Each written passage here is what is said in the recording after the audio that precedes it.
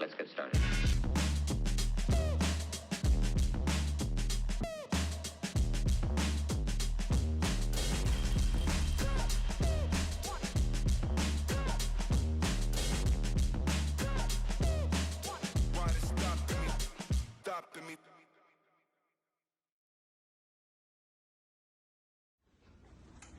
Hello, everyone. Welcome back to Joy in the Journey podcast. I am Tiara Rickney, and I am back again. And like I always say, this podcast is where I bring people into my home, my family, my friends, people I grew up with, known around the way, on my journey. I bring them in my home, and we just talk about life situations and things that we've been through and how we found joy through it all.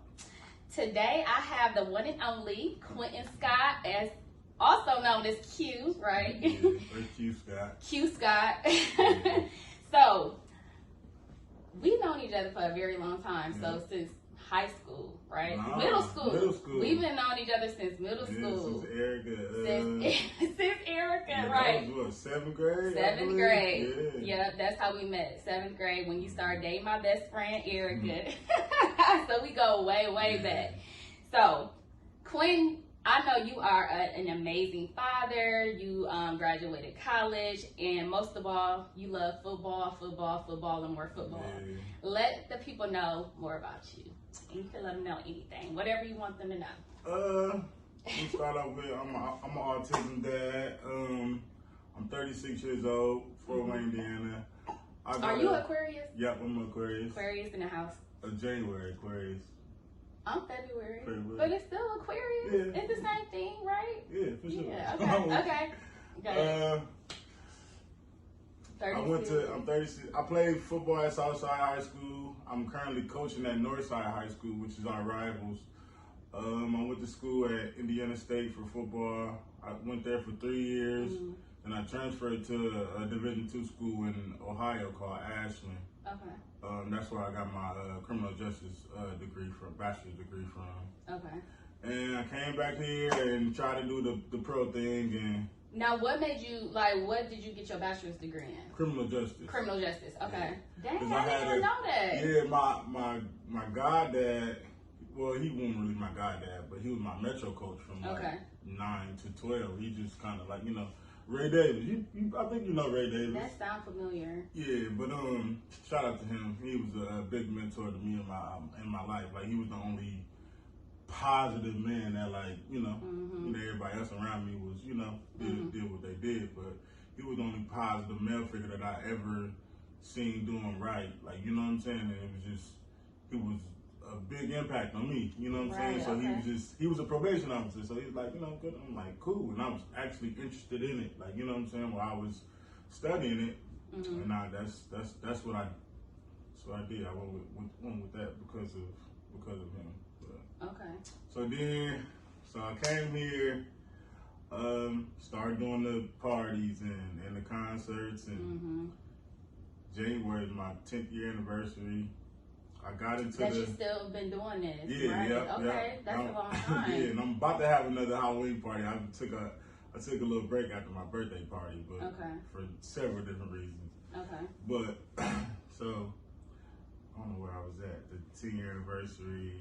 You about to do the Halloween. Start back doing the parties again. I got a question. So, do you still have a relationship with Ray Davis? Do y'all? Yeah. Not as much as we should, but like you grow older, I still try to give him his flowers though. Yeah. Let him know like he's one of the best things that ever happened to me. You know what I'm saying? For sure. Well, that's what I was saying about him. He like riding around like neighborhoods out north that I've never seen. It's probably still to this day. Like, it showed me mansions. Like, like you can have your inspiration. mom. Like you can have your mom living in this. Like, you know what I'm saying? That's what made me go so hard with my kids, because he really had an impact. I look at him like my brothers and sisters. You know what I'm saying? Like, they know how he did what he did for me. You know what I'm saying? Like, okay, so is this too personal? Let me know. What's your relationship with your biological dad? Like, what's that like? He wasn't never around. He was, maybe a little bit before Bo died, he started trying to come around, and we kind of got close. He was addicted to crack when I was growing up, so he was never around me. You know what I'm saying? So, and he was adopted as well, so he never really had a real. You know what I'm saying? He did. My aunties, I still call them. You know, they my aunties for real. You know what I'm saying? I love them to death, but you know, it was 3 of them, and it was, you know, I don't know. I just never understood, like, bruh, you got a son, like your only real blood you his only son. Yeah, like his only kid. So I'm like, you the only kid? Yeah, he's a wow. bother. I'm my mom's only child. Yeah, he's a bother the hell. I mean, I never experienced the only child shit because you know. Because y'all won. Yeah. Dang. Yeah. Okay. So it was like it was crazy to me. Like, damn, your son, like I'm the man of high school sports. You know what I'm saying? But now, you know, he run around and tell people, you know. Like Quinton, that's my son. Yeah. Then he was when my first son came, he was like an excellent grandfather. Like, okay, like you trying to, you know what I'm saying? Then he kind of, you know. So you said that. So how many siblings do you have on your mom's side? 3. Okay, so it's like you, your mom. Are you the only? No, you got a little brother. I got a little brother, 9 years younger. Yeah, so I was a baby for 9 years, and then. Dang, how was that? How was that whole experience? Was you like, dang, I'm happy I'm about to have a little brother, or you like, I want to be? I don't really remember, but I remember walking to the hospital when he was born. I'm like, damn, I ain't the baby no more. So, because I remember, when me and Erica was cool, and I remember when y'all first started talking, she would always say, yeah, his little brother, is it CJ? PJ, yes, I remember. Yeah, his little brother. I got a CJ though. CJ, my cousin. He a close cousin. Okay, yeah. So she would be like, yeah, my little twin little brother PJ. He doing this with him. He doing that with him. Like you was always always doing something with him. Yeah, for sure. All the time. Like you was like a cool big brother type. And you was young. We was only in middle school, so you was doing a lot with him. Like you was very active in his life. Him, like, you was like very active in his life. So Quinton, I know like you've been through a lot of losses in your life. Like you've lost a lot of people. Like, can you talk about that a little bit? Like your experience with that? Growing up, like I was losing friends at, I want to say like I was 18 maybe. You know what I'm saying? I started losing, and we was losing them like, you know what I'm saying? Like 4, like in the span of 4 years, you know what I'm saying? It was like, it got to the point where like in my head, like I'm not gonna live past 25, you know what I'm saying? Like that was really in my head. I'm like, you was starting to think like that. Yeah, and I'm like, let me shine right now. So I went and got some rims. I'm like, shit, if I'm, you know what I'm saying? That's really was in my head, you know what I'm saying? And I went to college and I started being around these other dudes, and they just showing me different shit. And I'm like, from what we was, you know what I'm saying? It's like I never like. They get on the plane, like what? Right. I'm thinking, like, you know what I'm saying? Like, get on the plane, like that's some TV shit. Yeah. You know what I'm saying? So it was just like a whole, like, I thank God I went to college and just met these. You was able to experience something different, like a whole nother world. Yeah, and it opened my eyes, just like, damn, like, you know what I'm saying? Like, it's a lot more. I love my city. Love my city. Always gonna love my city. I love my city, but like, I definitely need a, you know what I'm saying, get away. Often. Can you see yourself like moving? Or maybe if my mom and my kids and stuff came with me, you know what I'm saying? Like, no, other than that, like, you know, nah. I mean, do you think your mom ever moved? Probably not. Do you? Because of her mom, like, you know what I'm saying? Because of her mom. Yeah. But you want to bring her mom? You know how grandma do. They ain't going nowhere. Yeah. They be stuck in their way. Grandma ain't going nowhere. I'm like, grandma, I'll pay for a flight. Just come with us. She ain't get on no plane. She's not getting on no plane. No, we're driving if we go anywhere. Man, they ain't going. So if you see yourself moving, where would you go? Houston, for sure. Oh my gosh. Houston? Yeah. Why Houston? Rod down there. You know what I'm saying? Who's Rogers. Rod Rogers. Yeah. The football. No, Rogers. You went to school with Rod. I thought he went to. Why did I think he was in Atlanta? He was. He been in Houston for, I want to say, 4 years. Really? I did not know that. I thought he was in Atlanta. Yeah, he been in Houston. Oh. And the first time I went down there, I was like, oh shit, Yeah. like I loved it. Like, you know what I'm saying? I think I was like that when I went to LA. When I went to LA, I ain't dig LA like you that. didn't? It's not I'm a party. When I go out of So, town, yeah, I'm like you want to party? go to the sections, bottles. You know what I'm saying? That I want to see that black vibe. Like, you know what I'm saying? Just see, I never went to Houston. I went to Dallas, yeah, but you I gotta didn't go to Houston because it's like-minded. You know what I'm saying? They all look like they got a couple dollars. Ain't nobody looking at you crazy because you got this on or that on. Like, really? you know what I'm saying? Just I've been down there like 6-7 times. I ain't never seen a fight. Oh, I'm gonna have to go. Never seen a fight. It just be black people that look like, you know what I'm saying? They like, got, you know what I'm saying? They cool. Like, you know what I'm saying? They got their shit together too. You know what I'm saying? Like, I love Houston for sure. Okay. Yeah. Okay, how did we get on that? Because we was talking about, okay, that's how we got on it. We was talking about how you experienced a lot of death and things like that. So you had the mindset of like, dang, let me shine right now because I don't even know if I'm about to make it past 25. Yeah, so sure. You make it past 25 and like now what? Like you become a dad with my cousin now. It was. I didn't become a dad till I was 30. Okay, so it just got to the point where like, you know, I started. And that's good. I was just being blessed. Like everybody was having kids. Yeah, like I was just super safe. My mama always was one of them. I was 12, 13 years old. Like, yeah, get these condoms. Like, you know what I'm saying? My mama always open conversation. Yeah, you know, always doing that with me. Like as a kid, I wasn't even having sex yet. Okay. She just always was like, you know. So I just kept going. So like, was your like safe. Okay? So you become a dad at 30. How many friends have you lost by then? Shit, 5, cause both. Cause of both. You know what I'm saying? There wasn't no from violence or nothing, but yeah, cause both. What happened? Okay, I forgot what happened with Bo. I know he had a health issue. He had a heart condition. He had a bad heart, but it was like was it like unexpected when it happened? Yeah, Bo was 30. Yeah. So what was that day like? It was. I don't know. I was so numb to it, but it was like it was fucked up. But it was leading up to, you know what I'm saying. He was on hospice. I didn't know what hospice was. Like I'm talking to one of my people. I'm like, yeah, he doing better. He home. He on hospice. Girl, like they like hospice. His mom basically she didn't tell us. Like she didn't want us to worry. Like they told her the exact. I don't know if I'm not mistaken. They told her like maybe 12 to 20 days or something like that. And I think it was the 19th or 20th day. You know what I'm saying? And she had stayed up at the hospital with him. So like it was a Friday night, I'll never forget.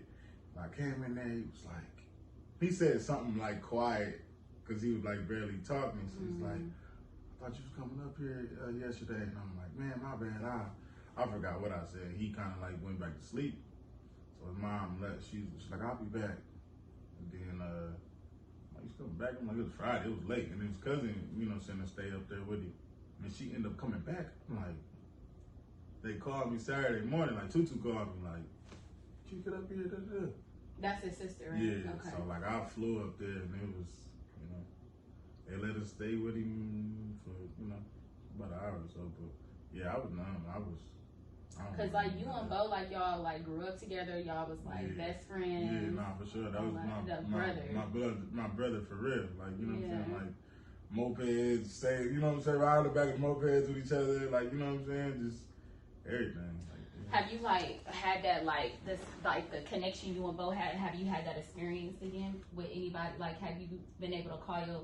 Nah, because that was, I mean, kind of, Rod, you know what I'm saying? But, like, Bo was... He knew me from when I was pissing in the bed. Like, you know what I'm saying? Like, so it was, that's a little different. Like, you know what I'm saying? When you could tell him something, it's like, you know that shit ain't going nowhere. You know what I'm saying? Like, I'm telling him the worst shit. Like, bro, like, you know what I'm saying? You know what I'm saying? He's just like, hey. Yeah. You know what I'm saying? I know that didn't go nowhere. And then kind of, when he left, it was kind of like, me and his mama got tight. We was always close. But it got, like, it made y'all bond stronger. Yeah, we got, like, super tight. Like, you know what I'm saying? Like, super duper tight. And then I kind of, like, I started talking to her like she was, you know, like she was him. Like, you know what I'm saying? I'm telling her the same type of shit. And she probably feeling like you her son all over again. Sure. So like, yeah. Yeah, you know. So that's what's up. Yeah. Okay. Yeah, she passed. Oh shoot! Yeah. I forgot about that. Yeah. So how was that? Like, how did? That was terrible. Because that was an unexpected. Yeah, somebody she sleep in her bed. Somebody ran their car and threw her bed. Did they ever find who did that? Yeah, he liked it. They ain't give him no time ago. They gave him white, black. It was a black dude. He was with a white girl, and was he they drunk? They ran for a long ass time. They caught him in like India or something. Yep. So what was that like? Like what was? That was terrible. That like all the friends was kind of like, you know, everybody grown, so they started, you know, moving their own ways. You know what I'm saying? So it brought us all, you know what I'm saying, kind of back tighter. You know what I'm saying, a little bit. You know what I'm saying? Man, dang, I forgot about that. Yeah, that was fucked up. Yeah, I forgot all about that. All right, so you doing football, middle school, high school. Well, high school. Okay, high school and Metro and travel. Then you go to college, get your bachelor's degree, criminal justice. Come back, do the parties. 25, living life. All these things, losing people. Then you experience the fatherhood, right? How was that? That was amazing. Like when my son first came, it was like, you know, but Jace was always like, you know, I raised Jace too, so but it was different when you had your life, you know, my name, everything, autistic, and it's like, you know. How was that? How was like getting like that news or having an autistic child and things like that? Man, that shit rocked my world, like you know.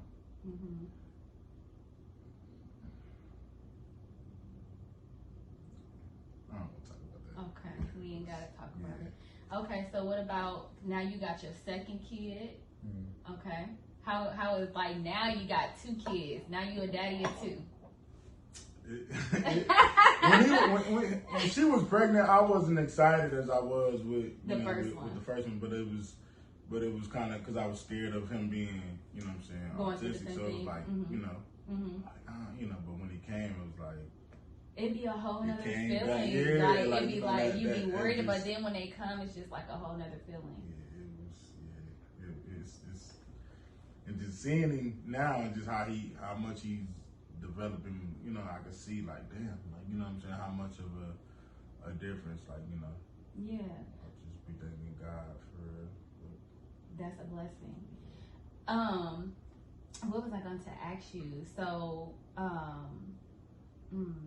you like, that's what I was going to ask you.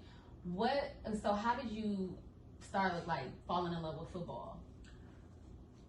Man, I don't know. We was always rough kids growing up. Like, even my sister played football, you know what I'm saying, for Metro. We was just rough kids. Okay. We stayed in the square. They call it Chapel Oak now. And the Redskins was practicing at Bunch Elementary School. And we just was seeing them. We like, kids over there playing football. Like, come on. Like you know what I'm saying? We went over there and then we moved further away, and my sister couldn't play no more. She was playing football? Yeah, she was good. I think I heard that. I forgot. How is your sister doing? She good. She live in Atlanta now. She live in Atlanta? Yeah, okay. She been in Atlanta for about 8 years now. I did used to hear that your sister played football and was cold. Yes. She was cold. So okay, so that so then my sister couldn't play no more. My brother was so bad he was getting kicked off the team. Then like we moved. Wait, so your older brother? Yeah. So it was kind of tough for me getting practice. I'm like, shit. I used to start walking to practice or find a ride. Right. And eventually, like, Coach Davis started coming to get me every day. You know what I'm saying? But like, I just loved it so much. It was like, nah, I ain't missing practice. Right. Yeah. I'm going to practice, even if I gotta walk. You know what I'm saying? Like this was. You found like your happy place. Yeah. Like, it was like. Nah, I loved it. And I was good in it too. Like, you know what I'm saying? Like, I was the third kid. I don't want to say it was like I was getting attention from because I was at the crib and it was, I don't want to say that, but I just felt like this was me. Like, you know what I'm saying? This my shit. Like, you know what I'm saying? So, I started getting a little more attention from it, and you know, like damn, I'm really good in it, like at it. You know what I'm saying? But okay, wow. So okay, so and then you definitely love it because you did it all in high school, and now you even coaching the kids. What is that? What's that whole experience like, coaching the kids, and you doing Metro, now you doing the traveling football? What's that all like? I kind of stumbled into it. I ain't know what I was getting myself into because I was just, at first I was just there around because Jace was, you know, I had Jace playing. You know what I'm saying? It was just like, I'm watching him be coached, and it's like, you know, you watching him? Him get coached. Get coached, and now you like, she was like, hold up, ain't can nobody coach mine better than I can coach you. You know what I'm saying? So I started coaching, and I looked up, I fell in love with it. You know what I'm saying? Do it feel like you like got back to your roots? Like, dang, yeah, for sure. As a kid, we just having fun out there playing football. But when you go to college, it's like it becomes a job. You know what I'm saying? Like they paying for your tuition, so it's like either you doing this or you. You know what I'm saying? I was raised. I was very rebellious when I got to college, and you know where I'm from. You know how I grew up. So it was kind of, I was just rough. I was a rough kid, and I ain't gonna say some of them, but my Indiana State coach, he just didn't understand like a kid from where I came from. You know what I'm saying? He asked me like, "Why you wear your pants like that? Why you wear a hat like that?" And I'm like, I didn't understand it when I was a kid. I was just like, you know what I'm saying? But now I grow up like, damn, bro, what, you didn't even try to. You know what I'm saying? You ain't try to understand. Yeah, you know what I'm saying? It was just like, I don't like you. You know, I don't like your type of person. Like, you know what I'm saying? Like, you know. So I left, transferred, but football, man, it kept me out of trouble in a sense. You know, we were still in trouble, but in school, I started trying to do better in school. You know what I'm saying? Like when I was a sophomore or junior, when I started hearing like, oh, you can go to college and, you know what I'm saying, go to the pros, you know what I'm saying? So I started. That's so good, Quinn, because that's what I do. I admire that so much about you, because a lot of, you know, a lot of our age group, especially males, black males, did not, like, that grew up in the hood and all that, did not take that path and even try to go to college or do anything with their lives like that to stay on a, you know, and I felt like you went to college, you got your own like business hustle going on, but it's all positive. It's nothing negative about your lifestyle, and you still who you are, and you haven't forgot where you came from. So I love that, and I appreciate that. I appreciate that. I really do. So yeah. So okay, so black man coming from the hood, you got, you know, 2 kids, you lost, you know, best friend in the long run, some like a mom in the long run, didn't really, you know, you didn't have a relationship with your dad. What can you tell like somebody, another black young man that's coming up and they trying to figure it out? They live in the hood, but they feel like this is the only way to live. Like, what kind of advice would you give to them? That's a lot. I mean, first and foremost, I always put God first. You know what I'm saying? That's first and foremost. Like, I don't know what still to this day, like, you know what I'm saying? But I would just tell them, just whatever you see that friend, that cool friend that you think that's cool doing, whatever he doing to get them girls, if that ain't something positive, you don't need to follow that. Right. For sure. You know what I'm saying? Just whatever work you're going to have to do, it's going to be work. Nobody want to work. You know what I'm saying? You have to work. You know what I'm saying? So I would just say, if you want better, do better. You know what I'm saying? You see what your people is. We all got that family member or 2 or 3. You know what I'm saying? It's like, just fucked up. You know what I'm saying? You see that? Yeah. You want to do that? Right. You Look see like it? Like you see it. You know what I'm saying? Right. But you still, that family member, I still love you to death. I still love you. My nigga, I'm doing this. Call me what you want. Right. You feel me? Call me what you want. I'm doing this. I try to tell them the high schoolers right now. You know what I'm saying? Because they are, you know, some of them kids is the men of their houses at 16, 15, 16. So they come to practice and hear another man telling them what to do. They ain't feeling that. They ain't feeling that. You know what I'm saying? Like you know what I'm saying? So I'm so tough on my little metro kids and stuff right now. It's like, yeah, because I feel like to be like that. Yes, and that's what I was like just talking to one of my friends about. We was just saying like we be so focused on the adults and stuff like and the adults mental and stuff. We need to grab these kids that's coming up so we could catch them right now as they get older. You know, so I love that. And there's some of them just knuckleheads just naturally. You know what I'm saying? It's just like you can try. You can, or you won't. But hey, is that or you know what come behind that? Right. I'm telling you, you don't know no better, but I've seen it. Right. You know what I'm saying? Both ways. I've seen it. Yeah. It's two options. Right. Trust me. Yeah. It's two. It's only two. It's only two. And there's something so talented, like you can go make millions. You can go make millions, bro, if you really want to. But sometimes if it ain't in them, you know, it ain't in them. You can just keep fighting. You know what I'm saying? Keep fighting for them. But So how did you find the joy in the journey through everything that you like been through in life? How did you find that joy? I'm still here. I get to see my kids. You know what I'm saying? I live a pretty decent life. You know what I'm saying? I'm blessed. Like, you know, I thank God every day for it. I wouldn't start my life over. You know, how rough it is, I don't regret it because it made you to the person you are now. Yeah. I don't feel like I would be this blessed or lucky. You know what I'm saying? Yeah. That's so I get a lot of joy out of that. A lot of joy. Somebody told me. Like, would you put your problems down to grab somebody, just grab a random person's problems?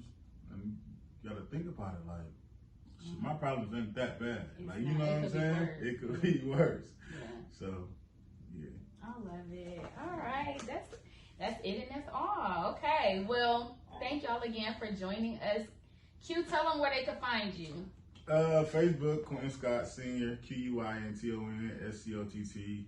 Snapchat, QScott22. Instagram, the same, QScott22. Love it. All right. Until next time, follow us on Smiling Tears Support Group on Instagram. My personal page is Tiara Whitney, and we are also on Facebook under Encourage Tiara. And make sure you like, comment, and subscribe to the channel as well, Smiling Tears Fort Wayne. And until next time, we'll see you on Joy in the Journey. Peace.